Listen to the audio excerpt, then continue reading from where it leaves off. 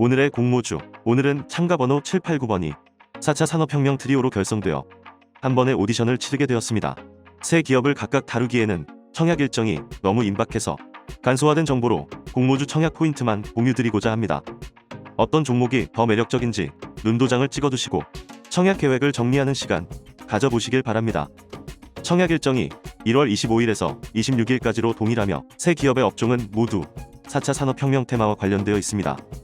와이더 플래닛은 빅데이터와 AI, 레인보우 로보틱스는 로봇 플랫폼, 프레스티지 바이오파마는 바이오시밀러와 혁신 신약을 개발하는 기업입니다.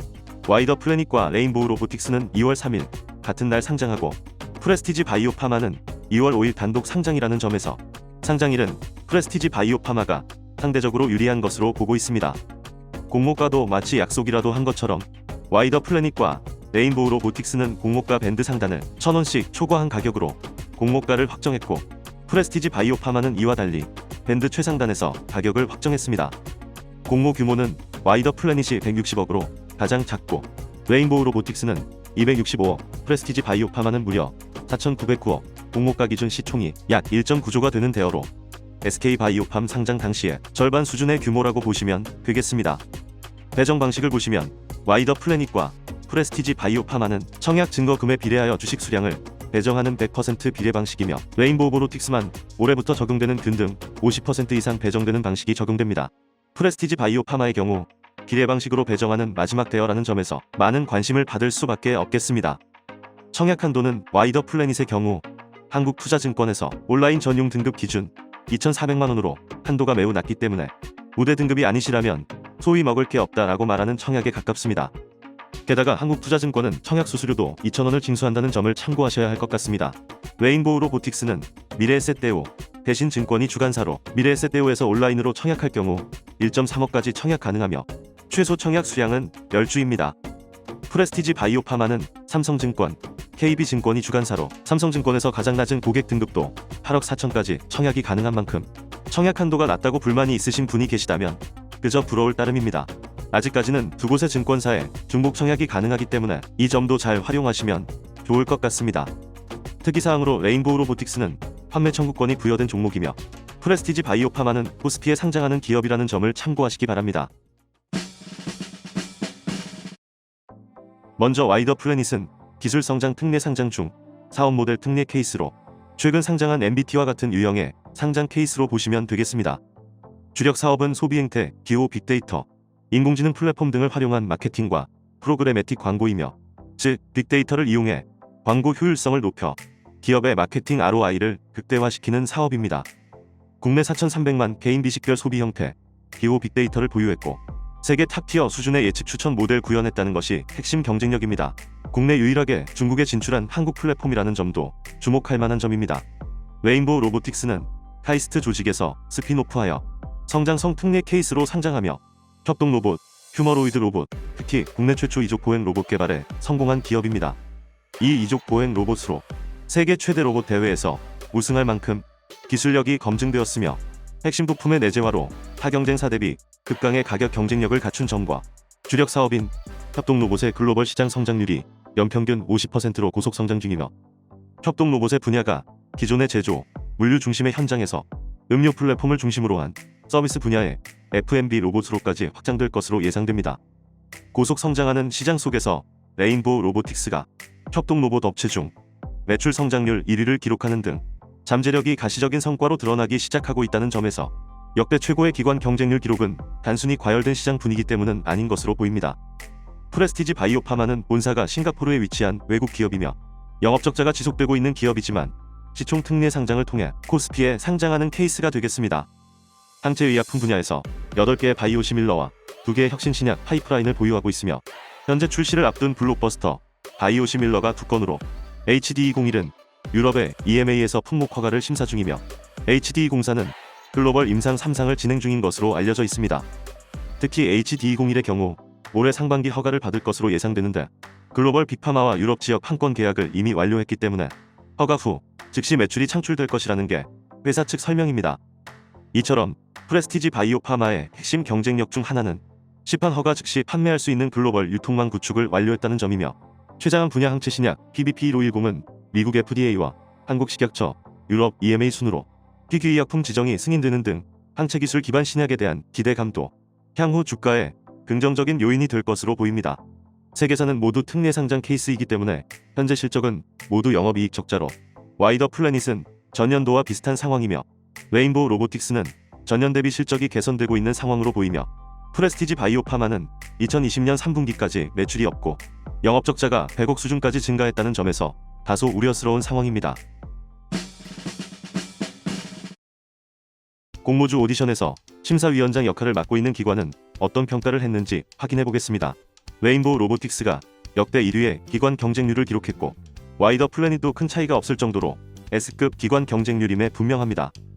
프레스티지 바이오파마의 경쟁률이 상대적으로 많이 낮은 것은 공모 규모가 5천억 수준으로 매우 크기 때문에 경쟁률 수치로만 단순 비교가 어렵다고 하겠습니다.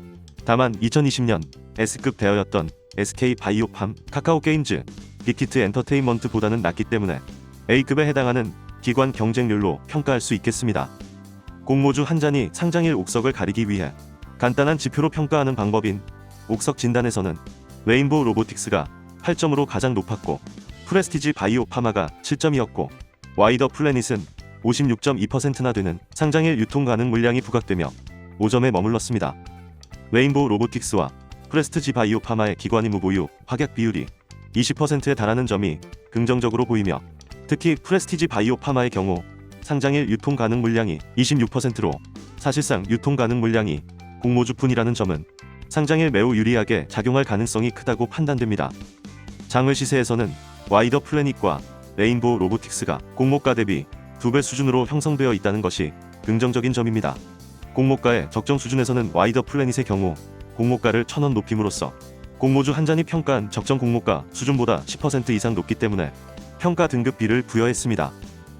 레인보우 로보틱스는 공모주 한 잔이 평가한 적정 공모가 수준보다 약간 낮아 적정 수준으로 판단하여 A등급을 부여했고 프레스티지 바이오파마의 경우 일반적인 공모가 산정 방식이 아닌 파이프라인의 임상 진행 단계와 시장성을 수치화하여 공모가를 산정했기 때문에 객관적인 비교가 어려워 판단할 수 없는 것으로 결론을 내렸습니다. 다만 공모가 산정 시 비교 기업이었던 셀트리온이 당시 주가보다 현재 50% 수준으로 상승한 점과 할인율이 27% 수준으로 코스피 상장사 평균 할인율인 20%보다 높다는 점을 근거로 평가 등급은 A를 부여했습니다. 심사 내용을 종합한 결과 와이더 플래닛은 최종 A- 등급, 레인보우 로보틱스는 최종 A+ 등급, 프레스티지 바이오파마는 최종 A 등급으로 청약 라운드에 진출합니다. 한편 구독자 심사위원 분들의 평가에서 S등급과 A등급의 상위 등급으로 평가한 비율은 프레스티지 바이오파마가 압도적 1위로 나타났는데 그만큼 시장에서는 SK 바이오팜 이후 바이오 대여에 대한 기대가 크다는 것으로 해석할 수 있겠습니다. 공모주 한 잔도 각 종목에 한 줄 심사평을 남겨보겠습니다. 와이더 플래닛은 공모가 Y 더 올렸니? 레인보우 로보틱스는 무지개 빛 보석주 될까? 프레스티지 바이오파마는 상장 후 제2의 셀트리온 가능성이 보이는 기업으로 평가해봅니다. 구독자 여러분의 심사평도 한 분씩 들어보겠습니다. 닉네임 행복한 부자 S님은 와이더 플래닛에 대해 바이오도 아닌 것이 재무가 적자인데 공모가 상단 초과라는 게 이해가 잘 안 되네요. 다른 두 종목 청약하고 남은 금액이 있으면 살짝만 담궈볼 생각입니다. 역시 공모가를 높인 점에 대해 날카롭게 지적해 주셨습니다. 닉네임 이재성님은 레인보우 로보틱스에 대해 현대자동차가 보스턴 다이내믹스를 인수할 만큼 로봇 시장은 미래 먹거리 산업으로 앞으로 기대가 됩니다. 판매 청구권까지 부여되어 무조건 청약각입니다. 라고 하시며 적극적인 청약 의지를 보여주셨습니다. 닉네임 이성민님, 프레스티지 바이오파마는 공모주 투자를 위한 마지막 대출, 풀대출을 받아도 풀청약을 할 수 없다니 풀이 죽네요. 라는 엄청난 3콤보 풀라임으로 센스 만점 심사평을 해주셨습니다. 오늘도 심사평을 해주신 모든 분들께 감사의 말씀을 드립니다. 마지막으로 공모주 한 잔의 청약 계획을 공유드리겠습니다. 많은 분들이 비슷한 생각을 하시겠지만 공모주 한 잔의 청약 계획도 크게 다르지 않습니다. 먼저 균등 배정 방식이 적용되는 레인보우 로보틱스의 최소 수량인 10주씩을 미래에셋대우 대신 증권에 모두 청약할 예정입니다. 마지막 비례 배정 방식이자 바이오 대여인 프레스티지 바이오파마에 모든 자산을 집중할 예정이며 청약 마지막 날 오후 3시쯤 삼성증권과 KB증권 중 경쟁률이 낮은 증권사에 소수점 546입 기준까지 예측해보고 가급적 소수점이 7에서 8이 되도록 맞춰보는 전략으로 일주라도 더 배정받을 가능성에 도전해보겠습니다. 다만 청약 증거금표를 보시면 수량 단위가 정해져 있기 때문에 모든 자산을 청약해도 약간의 자금이 남을 것으로 예상되며, 남겨진 자투리 자금으로는 와이더 플래닛에 청약하여 일주라도 받아보자는 쓸데없이 야무진 계획을 세워보았습니다. 청약 조견표 파일은 공모주 한잔의 블로그에서 다운로드 받으실 수 있도록 고정 댓글로 링크 주소를 안내드리겠습니다. 이것은 저의 의견일 뿐 투자의 판단과 책임은 투자자 본인에게 있다는 거 잊으시면 안 됩니다. 이상 오늘은 공모주 3잔을 한 번에 드린 공모주 한 잔이었습니다. 감사합니다.